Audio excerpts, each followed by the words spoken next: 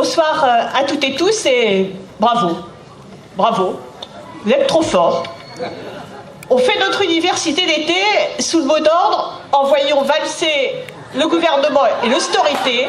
On n'est pas là depuis 2 jours et paf, le gouvernement démissionne.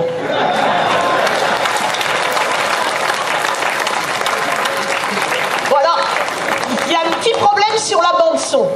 Hein, parce qu'en fait, il valse pas et c'était plutôt un tango. Vous savez le truc, un pas en arrière, 2 pas en avant. Et Valls, il est tellement fort qu'il arrive à revenir sans être parti. Alors il y a Montebourg, lui Montebourg, il reprend sa liberté. Parce qu'en fait, il y a 4 mois, ce pauvre garçon, il n'avait pas la liberté de ne pas aller au gouvernement. C'est le flingue sur la tempe qui y est allé. Alors aujourd'hui, il reprend sa liberté. Bon, plus sérieusement, c'est vrai qu'on est dans une situation qui est une situation où la crise politique ouverte se rajoute à toutes les autres crises. Et puis au-delà de ces rebondissements, le cap est maintenu, le pied est sur l'accélérateur. Alors il ne faut pas se tromper dans les critiques qu'on doit faire à ce gouvernement. Et on peut reprocher beaucoup de choses, mais il y a une chose qu'on ne peut pas dire de la politique d'Hollande. C'est que c'est une politique qui ne produit pas de résultats. Cette politique, elle produit des résultats. Elle produit des résultats sonnants et trébuchants. Plus de 30% sur les dividendes des entreprises françaises en un an, c'est un résultat. C'est un résultat, c'est le résultat d'une politique efficace au service des patrons. Une politique qui, de pacte de compétitivité en pacte de responsabilité, a imposé l'austérité, le blocage des salaires, le sacrifice des budgets sociaux, le minage minutieux de toutes les protections collectives des salariés. Tout ça au nom de la croissance, au nom de la reprise, qui devrait permettre enfin de réduire le chômage et d'augmenter les salaires. De reprise, il n'y en a pas, de croissance, il n'y en a pas non plus. Alors on a envie de leur dire tout ça pour ça. Mais enfin, on doit surtout leur dire et être convaincus que ça redonne force et vigueur à nos propositions des anticapitalistes qui sont nécessairement antiproductivistes et qui disent depuis longtemps que le problème, c'est pas celui de la croissance, que le problème, c'est celui du partage des richesses, le problème, c'est celui du partage du travail, c'est celui de la défense, de l'extension, de ce qui permet d'assurer à toutes et tous ce qui est indispensable à la vie, de ce qui permet de faire progresser l'égalité, progresser les droits des femmes. C'est la défense et l'extension de la protection sociale par le salaire socialisé, donc pris sur les profits. C'est la défense et l'extension des services publics pour arracher à la privatisation, à la marchandisation, la santé, l'éducation, la culture, mais aussi le logement, l'eau, l'énergie ou les transports.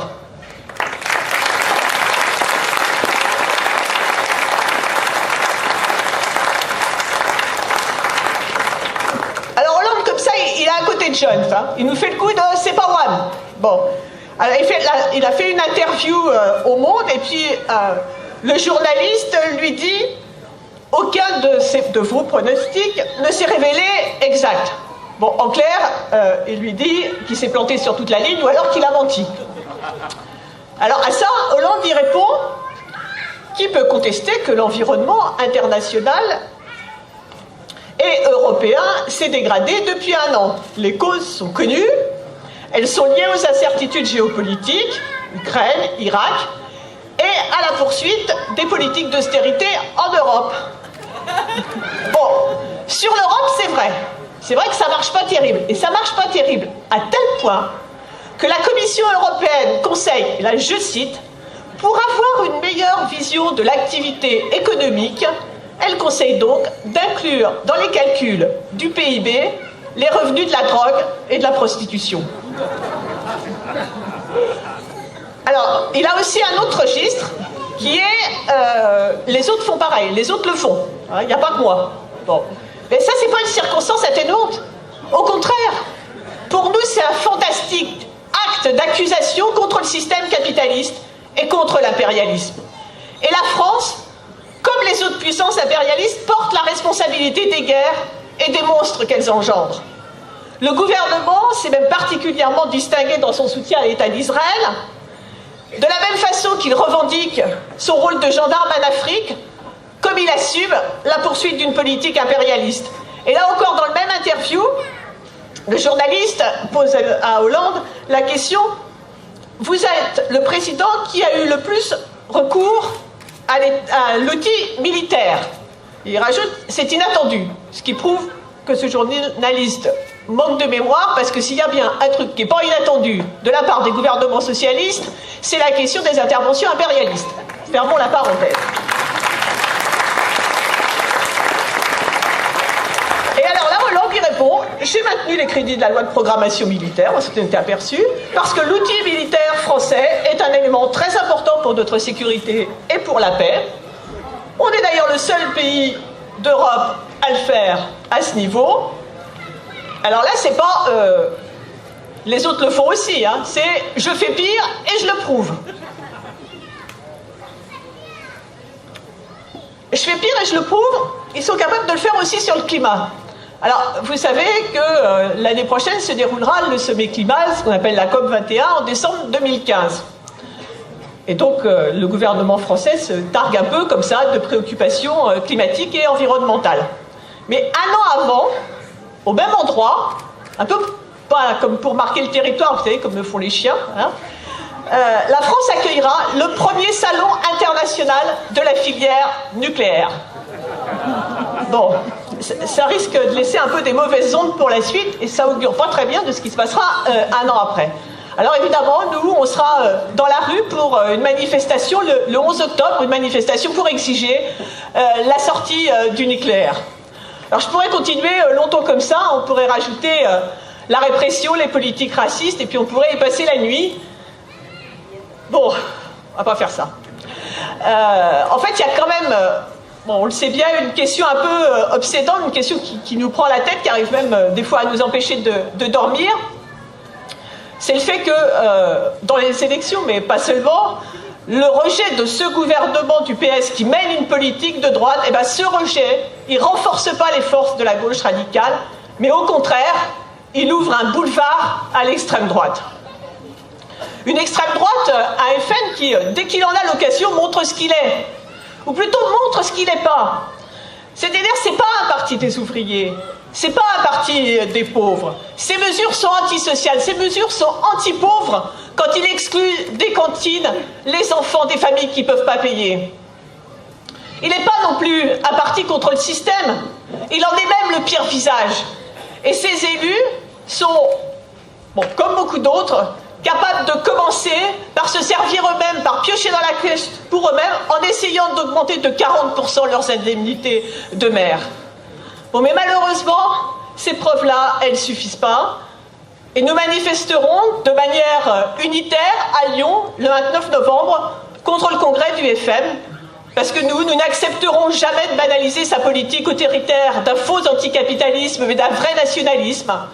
Nous n'accepterons jamais de banaliser son racisme, même quand il est relooké sous la forme de la préférence nationale.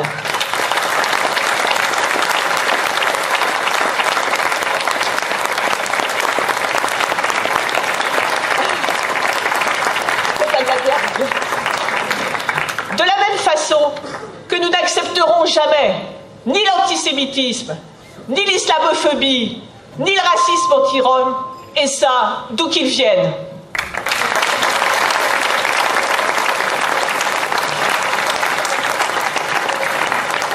Comme nous n'accepterons jamais, nous ne banaliserons jamais ni le sexisme, ni l'homophobie.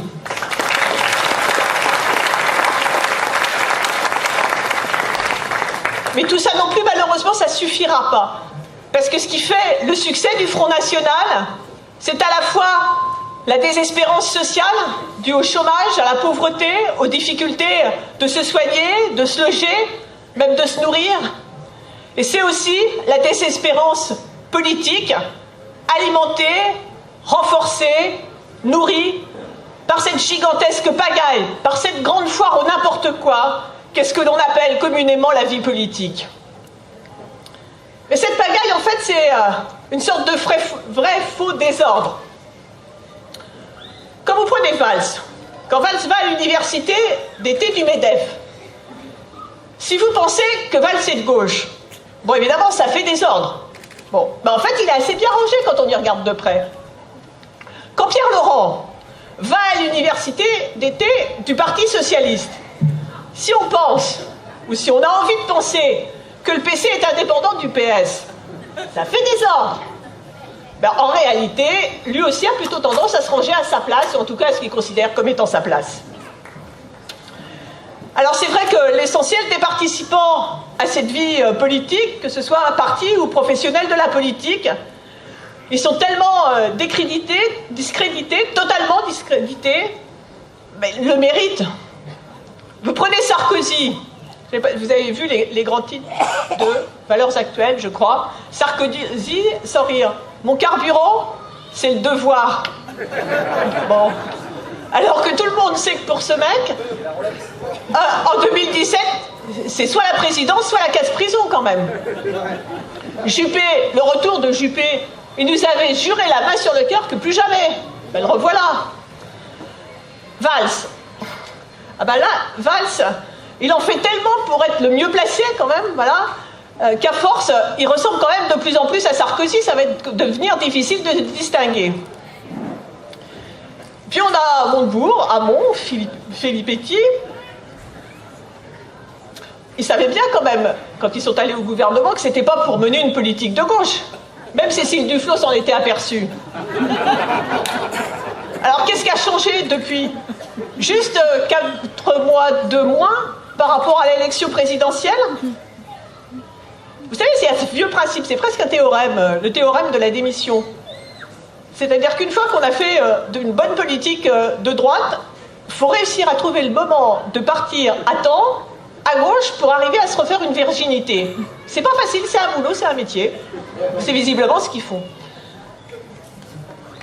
Donc...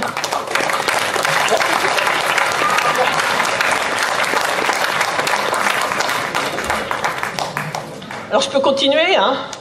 Eva Joly, elle n'a rien de mieux à proposer que des primaires de l'autre gauche pour la présidentielle. Ah, Mélenchon. Mélenchon, il se libère du PG, qu'il a fondé autour de sa personne. Bon, alors lui, c'est pas trop le problème qu'il sait pas où aller, c'est le problème qu'en fait, il a des rendez-vous. Enfin, il a un rendez-vous. Il a un rendez-vous en tête-à-tête avec l'histoire, avec le peuple, avec la Ve République. Voilà, la Sixième République. Enfin bon, vous allez voir la suite, en fait. Je sais que je fourche souvent, mais là aussi. Donc il a donc rendez-vous avec une Sixième République, mais avec une posture d'homme providentiel qui est tellement éloignée qu'elle en est contradictoire avec le nécessaire combat démocratique contre les institutions de la Ve République et son hyper-président. Bon, tout ça, ce sera un truc à vous dégoûter de la politique. Bon, mais quand même, les questions politiques, elles ont la peau dure et elles finissent quand même toujours par s'imposer. Et c'est évidemment le cas de la question de la dépendance par rapport au Parti socialiste, sur laquelle le front de gauche est en train de se fracasser. Et les camarades nos camarades qui ont rejoint le front de gauche ont voulu l'ignorer. Et aujourd'hui, à elles et à eux aussi, on a envie de leur dire tout ça pour ça. Alors non, il n'y a pas de politique un tant soit peu progressiste, sociale ou écologiste, sans non seulement la rupture avec le Parti socialiste, mais surtout l'affrontement avec ce gouvernement. Et ça, c'est le sens que nous donnions, c'est le sens que nous continuons à donner à l'opposition de gauche au gouvernement. Et ça n'a rien à voir avec les tentatives de bricolage d'une nouvelle union de la gauche, d'une majorité parlementaire alternative, d'un front du peuple, tel que le propose le Parti communiste. Une opposition de gauche, ce ne sont pas quelques phrases assassines dans les médias et des calculs électoraux pour 2017. La preuve de l'opposition de gauche, c'est qu'elle s'oppose pratiquement avec le rapport de force qui est le seul langage que peuvent entendre ce gouvernement et le patronat.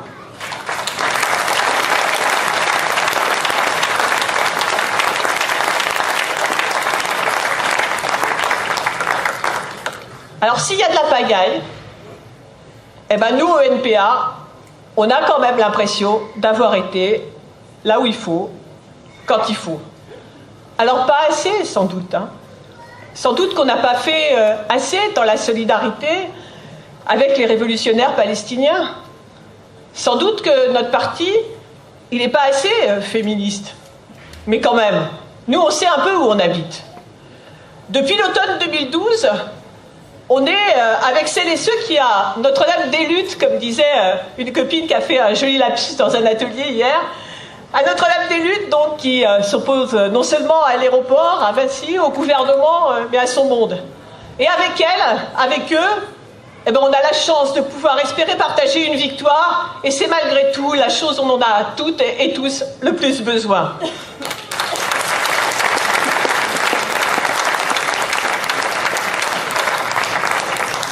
Et puis en Bretagne, le 2 novembre à Quimper, on était avec les salariés qui se battaient pour défendre leur emploi. On a travaillé pour construire avec elles et avec eux un pôle ouvrier. Et on n'a pas été de ceux qui ont commis la faute politique de laisser la place à tous nos ennemis de classe.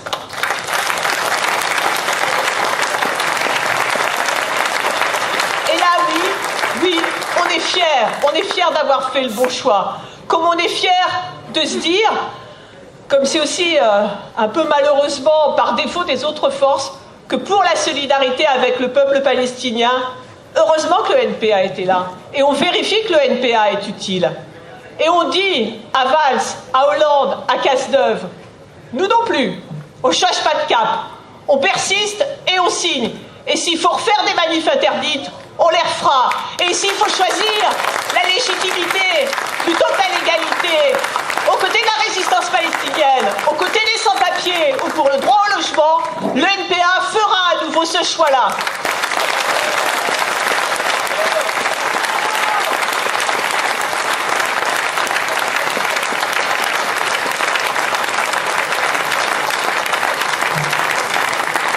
Alors à notre place, évidemment, on l'est aussi. On l'est aussi le 1er février en solidarité avec les femmes de l'État espagnol pour défendre le droit à l'avortement. On l'est dans les mobilisations à la SNCF avec les intermittents, les postiers, dans les hôpitaux contre les licenciements. Et dans toutes ces mobilisations, on a une obsession, une idée fixe. Rassembler celles et ceux qui s'opposent à l'austérité et à la destruction des services publics, des droits sociaux, des droits des femmes, des grands projets inutiles imposés, productivistes et destructeurs. Unir les résistances, rassembler, faire converger pour faire céder le gouvernement et le patronat. Il faut qu'on devienne collectivement leur cauchemar, comme disait quelqu'un qui malheureusement n'a pas très bien tourné depuis. Il faut qu'on leur rende la situation intenable. Donc il faut gagner la sympathie, gagner le soutien, qui suppose de convaincre qu'on a toutes et tous à gagner à la victoire de ceux qui refusent tel ou tel aspect particulier de la politique. Et pour faire ça, il faut des luttes actives, il faut des luttes auto-organisées, il faut des luttes créatives. Cette obsession de la convergence des mobilisations, de l'unité, la rage face à la menace de l'extrême droite, c'est ce qui nous a guidés aussi pour proposer et pour construire la marche du 12 avril. Et quand on agit, eh ben on fait bouger. Et le 12 avril, on a fait avancer une chose essentielle et qui est loin d'être gagnée dans ce pays, c'est une convergence politique, syndicale, sociale. Alors oui, on peut être fier de ce qu'a fait le NPA et on va continuer. On va continuer parce que c'est pas le moment de perdre la main. On a repris la rue et on ne veut pas revenir au printemps pourri qui a vu la droite et l'extrême droite l'occuper. Ce gouvernement est aujourd'hui en crise, il est affaibli, c'est à nous d'en profiter.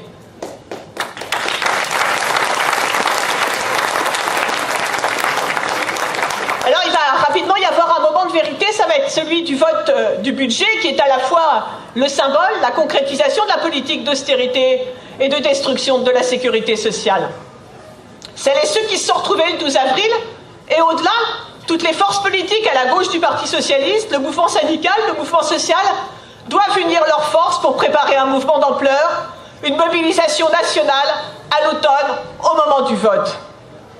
Nous proposons de se mettre partout, dès les premiers jours de septembre, dans toutes les villes et régions, dans tous les secteurs, à construire de manière unitaire cette contre-offensive. Et c'est le moment de passer des paroles aux actes. Agir ensemble ne discute pas de débattre ensemble, de construire ensemble. Au contraire, c'en est la condition. Et nous nous réaffirmons notre totale disponibilité à faire de la politique avec toutes celles et tous ceux qui, comme nous, ne renoncent pas à un projet anticapitaliste, à un projet écosocialiste, à un projet émancipateur.